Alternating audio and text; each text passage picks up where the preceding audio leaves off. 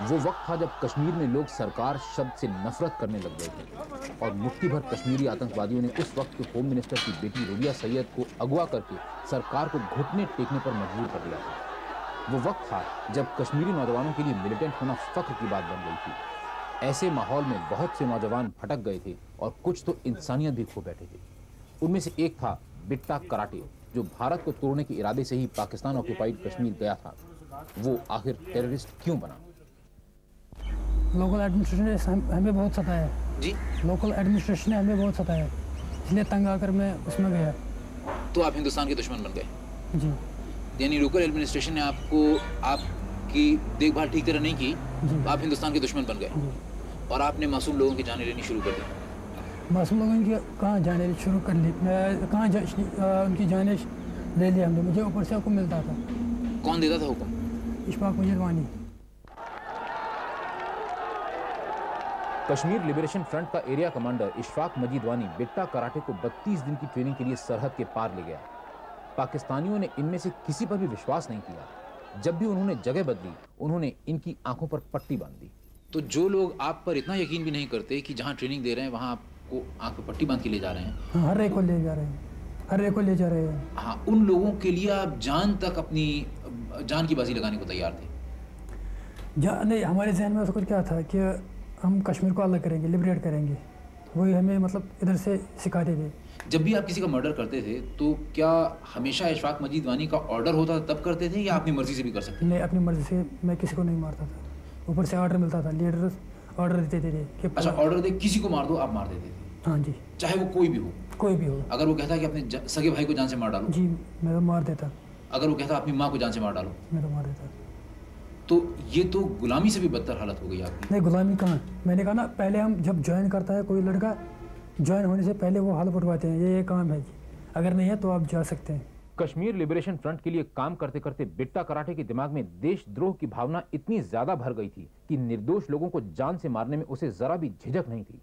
नहीं, मासूम नहीं है, मतलब वो बेगुनाहों को नहीं मारते उसको, मतलब नहीं, लेकिन आपको तो नहीं मालूम कि वो आदमी मासूम है कि गुनाहगार है? नहीं जी। आपको हुक्म दिया कि मार डालो, आपने मार डाला?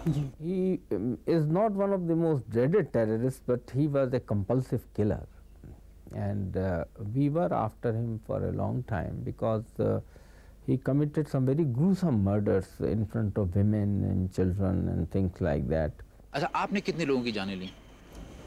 मुझे याद नहीं कितने लोग हैं। यानी आपने इतने सारे लोग मार डाले कि आपको ये भी नहीं याद कि आपने कितने लोग मार डाले? 10-12 हमारे होंगे। 10-12 की 20? अब 20 ही लगा दीजिए, 20 ही हमारे। सारे के सारे कश्मीरी पंडित थे कि कोई मुसलमान भी थे उसमें? मुस्लिम भी थे उसमें। कितने मुस्लिम, कितने कश्मीरी पंडित थे? ज्यादा कश्मीरी पंडित थे? जी। क्यों, ऐसा क्यों? ऊपर से ऑर्डर मिलता था, मैंने कहा। अच्छा, पहला जिस आदमी को पहले आपने जान से मारा वो कौन था?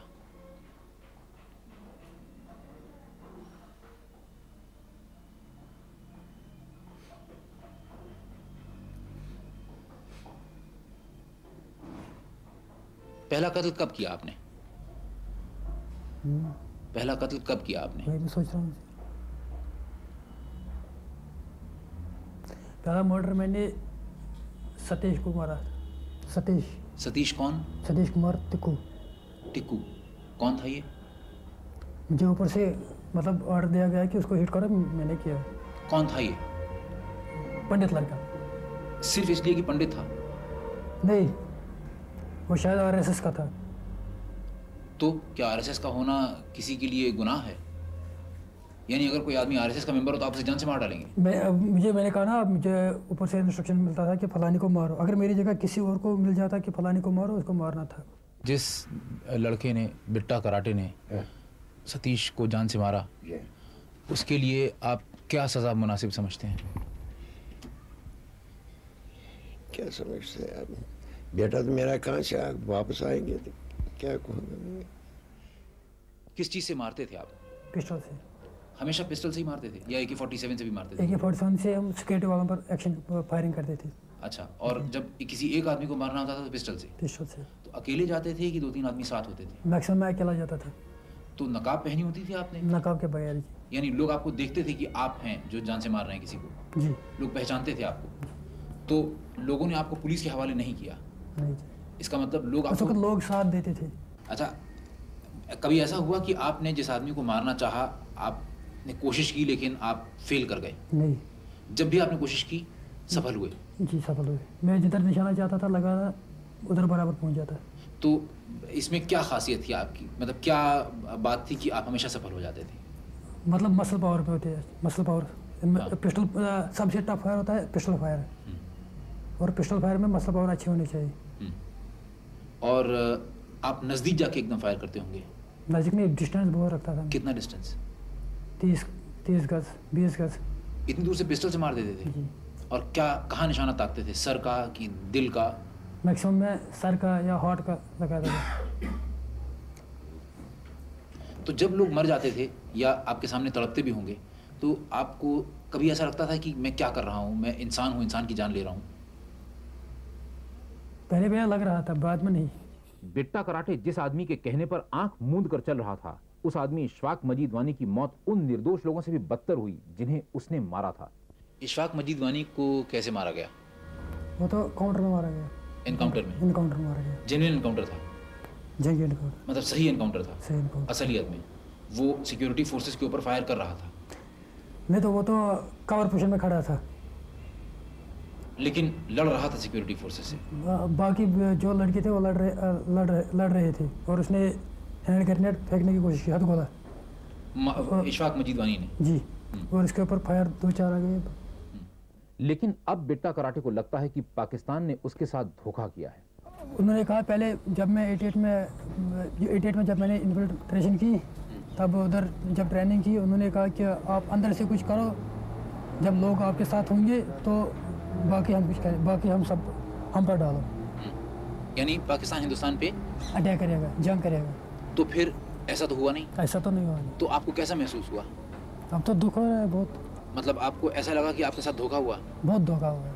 आपको लगता है कि जो रास्ता आप अख्तियार कर रहे हैं, मिलिटेंट्स अख्तियार कर रहे हैं, गोली चलाने का, बम ब्लास्ट करने का, मासूम लोगों की जानें लेने का, इससे जो आपका मकसद है कि हिंदुस्तान को तोड़ दें, कश्मीर को अलग कर दें हिंदुस्तान से, ये पूरा हो पाएगा?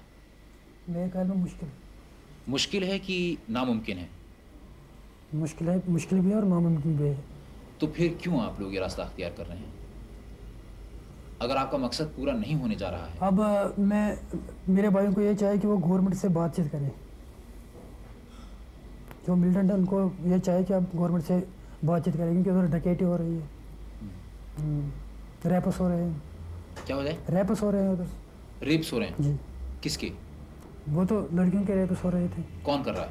पता नहीं कौन कर रहा है, मतलब हो रहे हैं ना, बहुत जुल्म हो रहा है उधर, डकैती हो रही है, गन पॉइंट पर पैसे ले रहे हैं मिलिटेंट्स? मिलिटेंट सब। और लड़कियों का रेप भी करते हैं मिलिटेंट्स? अब रैप भी कर रहे हैं। और लोगों के ऊपर ये भी दबाव डाल रहे हैं कि अपनी लड़की की शादी फलां से कर दो, अपनी लड़की की शादी फलां से कर दो। नहीं, उसके बारे में मुझे इल्म नहीं है। लेकिन ये आपकी जानकारी है कि मिलिटेंट्स लड़कियों को रेप करते हैं? जी, कर रहे हैं अब। और जोर से पैसे भी, गन पॉइंट से पैसे भी ले रहे हैं। अब बिट्टा कराटे भारी संख्या में मिलिटेंट्स के आत्मसमर्पण के बारे में क्या सोचता है? सरेंडर कर रहे हैं, ठीक कर रहे हैं जी। जो सरेंडर कर रहे हैं, ठीक कर रहे हैं ठीक कर रहे हैं? जी, ठीक कर रहे हैं। लेकिन जो बाकी मिलिटेंट्स हैं जो सरेंडर नहीं कर रहे हैं, वो जीने देंगे इन लोगों को जो सरेंडर कर रहे हैं? उनको भी सरेंडर करना चाहिए, लेकिन या होगा बातचीत क्या? करनी चाहिए। करना चाहिए तो अलग बात है, लेकिन हाँ जी। होगा क्या? मतलब क्या वो सरेंडर कर देंगे सारे के सारे मिलिटेंट्स जो इस समय 3000 या उससे ज़्यादा मिलिटेंट्स हैं वैली में? नहीं जी, तो असलियत में होगा क्या? मैंने कहा तबाही होगी। क्या सज़ा होगी आपकी? जो देंगे वो भी मंजूर है। क्या लगता है आपको, क्या सज़ा होगी आपकी? हो सकता है उम्र कैद हो जाए, हो सकता है फांसी भी हो सकती है। ज़्यादा क्या संभावना है, पॉसिबिलिटी क्या है? मेरे दिमाग से फांसी हो सकती है। आपको कबूल है फांसी? जी, कबूल है। This man, who's so casual about killing other people, clearly sees his own end in a misguided glory of martyrdom. What kind of a cause is this that dehumanizes a man so much that he's willing to kill his own mother?